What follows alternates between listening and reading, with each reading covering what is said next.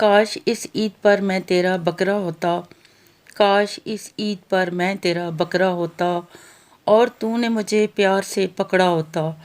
तू अपने हाथों से मुझे पट्टे खिलाती, तू मुझे मैं करके बुलाती और शाम को गली में साथ घुमाती। सारा दिन मैं तेरे साथ रहता, रात को सर्दी से अकड़ा होता। काश मैं इस ईद पर तेरा बकरा होता, फिर ईद पर मैं कुर्बान हो जाता। तेरी खातर मैं कट मर जाता, तेरी मोहब्बत में कुछ ऐसा झगड़ा होता। काश इस ईद पर मैं तेरा बकरा होता।